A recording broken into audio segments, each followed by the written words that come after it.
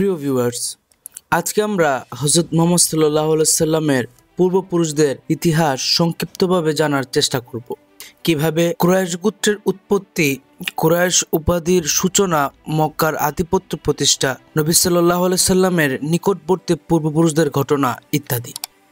প্রিয় ভিউয়ার্স, আপনাদের মধ্যে যারা ভিন্নভাবে চিন্তা করতে ভালোবাসেন, আজকের এই ভিডিওটি ঠিক আপনাদেরই জন্য। আজ আমরা জানব হযরত মুহাম্মদ সাল্লাল্লাহু আলাইহি সাল্লামের পূর্বপুরুষদের সংক্ষিপ্ত ইতিহাস।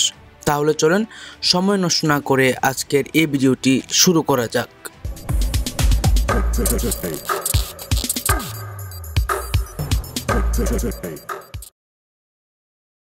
কুরাইশ গোত্রের উৎপত্তি হয়েছে নবী ইব্রাহিম আলাইহিস সালামের পুত্র ইসমাইল আলাইহিস সালামের বংশধরদের মাধ্যমে। এই বংশের 21তম প্রজন্ম ছিলেন আদনান, যিনি ছিলেন একজন সম্মানিত নেতা, বীর ও পবিত্র চরিত্রের অধিকারী। তার বংশধরদের বলা হতো আলী আদনান, এবং এই বংশেই শেষ নবী হযরত মুহাম্মদ সাল্লাল্লাহু আলাইহি সাল্লাম জন্মগ্রহণ করেছিলেন। আদনান মক্কাকে নিয়ন্ত্রণ করতেন। তিনি কাবার সম্মান বাড়ানোর জন্য একটি গিলাফ তৈরি করেছিলেন, বক্তে নাসর, যে পুরো পৃথিবী শাসন করত, এবং সে ছিল একজন কাফের। সে যখন আরব আক্রমণ করেন, আদনান পরাজিত হয়ে পরিবারকে নিয়ে ইয়ামেনে চলে যান এবং সেখানেই মৃত্যুবরণ করেন। আদনানের পুত্র মাদ ইবনে আদনান ছিলেন অত্যন্ত মর্যাদাশীল ও সম্মানিত ব্যক্তি। বক্তে নাসরের মৃত্যুর পর তিনি আরবে ফিরে আসেন এবং সর্বসম্মতিক্রমে আরবের নেতা নির্বাচিত হন। মাদ ইবনে আদনানের পুত্র নাজর সর্বপ্রথম উটের উপর হাউদা বা আরামদায়ক আসন স্থাপন করার রীতি চালু করেছিলেন। তিনি সর্বপ্রথম আরবি লিপি বা অক্ষরের সূচনা করেন। নাজারের 4 সন্তানের মধ্যে মুজর ইবনে নাজার এর বংশধারায় নবী মুহাম্মদ সাল্লাল্লাহু আলাইহি সাল্লাম জন্মগ্রহণ করেন।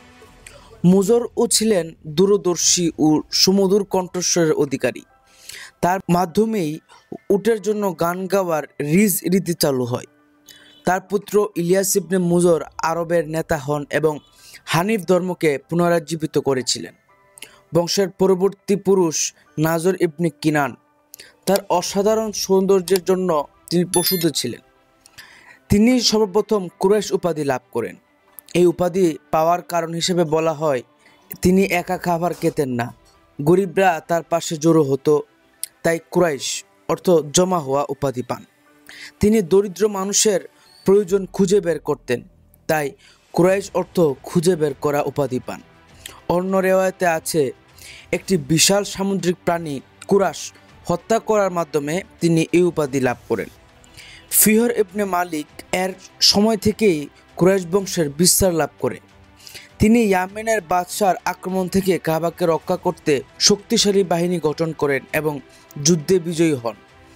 কাব ইবনে লুই তার সময় কুরাইশ বংশের সর্বাধিক পরিচিত লাভ করে।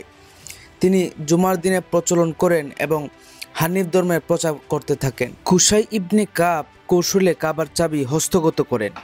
এরপর তিনি অন্য গোত্রকে যুদ্ধে পরাজিত করে সমগ্র মক্কাকে কুরাইশ গোত্রের একচ্ছত্র আধিপত্যের অধীনে নিয়ে আসেন। তিনি কাবার সংস্কার করেন এবং আরাফাত ও মিনারের মাঝখানে মাশআরুল হারাম নামক স্থাপনা নির্মাণ করেন। কুসাইয়ের মৃত্যুর পর তার ছেলে আব্দে মানাফ মক্কার নেতা হন। তিনি সৌন্দর্য ও দানশীলতার জন্য পরিচিত ছিলেন এবং তাকে মরুভূমির চাঁদও বলা হতো। আব্দে মানাফের পুত্র হাশিম দুর্ভিক্ষের সময় ক্ষুধার্তদের রুটি টুকরো করে খাওয়াতেন, তাই তিনি হাশিম অর্থ ভাঙ্গা নামে পরিচিত হন। তিনি কুরাইশদের ব্যবসা বাণিজ্য রোম সাম্রাজ্য পর্যন্ত বিস্তৃত করেন, যার ফলে কুরাইশ গোত্র অর্থনৈতিকভাবে ব্যাপক শক্তিশালী হয়ে ওঠে। হাশিমের সঙ্গে তার ভ্রাতুষ্পুত্র উমাইয়া ইবনে আবদে শামসের বিরোধ ছিল, যা একটি সালিসের মাধ্যমে মিটে যায়। শর্তানুসারে উমাইয়াকে 10 বছরের জন্য মক্কা ছেড়ে চলে যেতে হয়। এই ঘটনাই হাশিম ও উমাইয়া গোত্রের মধ্যে শত্রুতার বীজ বপন করেছিল। হাশিম সিরিয়ার মারা যাওয়ার পর তার গর্ভবতী স্ত্রী সালমার গর্ভে আব্দুল মুতালিব জন্মগ্রহণ করেন। আব্দুল মুতালিব ছিলেন হাশিম বংশের উত্তরাধিকারী। কুরাইশ বংশের প্রধান ও কাবার সেবক ছিলেন হাশিমের পুত্র আব্দুল মুতালিব। তিনি আল্লাহর কাছে একটি মানত করেছিলেন, হে আল্লাহ, যদি তুমি আমাকে 10টি সুস্থ সবল সন্তান দান করো, আমি তাদের মধ্যে থেকে একজনকে তোমার সন্তুষ্টির জন্য কুরবানি করব। সময়ের ধারায় তার ঘরে যখন 10টি সন্তান হলো, তখন কথা মতো মানত পূরণে প্রস্তুত হলেন তিনি। লটারিতে তোলা হলো পুত্রদের নাম। ফলাফল, নবীজির পিতা আবদুল্লাহর নাম উঠল। আব্দুল মুতালিব মানত পূরণের জন্য কঠোর প্রতিজ্ঞ। তিনি ছেলেকে নিয়ে কাবার প্রাঙ্গণে দাঁড়ালেন কুরবানির স্থানে। কিন্তু কুরাইশ গোত্রের নেতারা মর্মাহত হয়ে বললেন, মানুষ হত্যা বিধ্বংসী, আল্লাহর দিনে এর বিকল্প থাকা উচিত। তাদের পরামর্শের সিদ্ধান্ত হলো আবদুল্লাহর পরিবর্তিতে উট কুরবানি করা হবে। তবে লটারিতে আল্লাহর ইশারা অনুযায়ী সংখ্যা নির্ধারিত হবে। প্রথমবার উটের সংখ্যা ছিল 10, নাম উঠল আবারও আবদুল্লাহর। সংখ্যা বাড়ানো হলো 20, তবুও নাম উঠল আবদুল্লাহর। এভাবে 30, 40, 50 প্রতিবারই লটারিতে আবদুল্লাহর নাম উঠতে থাকে। অবশেষে যখন 100 উঠে পৌঁছায়, লটারিতে তোলা হলো প্রথমবারের মতো। ফলাফল হলো উট। এবার বোঝা গেল আল্লাহর পক্ষ থেকেই এটাই গ্রহণযোগ্য।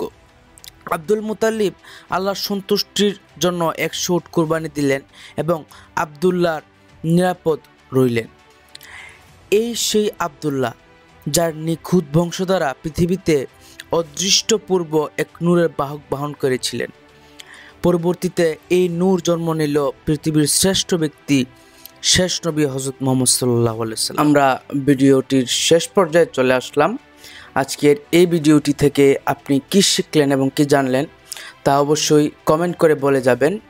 ভিডিওটি লাইক এবং চ্যানেলটি সাবস্ক্রাইব করে রাখবেন, পরবর্তীতে যেন আমাদের শিক্ষণীয় ভিডিও মিস না হয়ে যায়। আর শিওনফসকে কীভাবে বশীভূত করবেন ভিডিওটি যদি দেখতে চান, তাহলে উপরের ভিডিওতে ক্লিক করতে পারেন।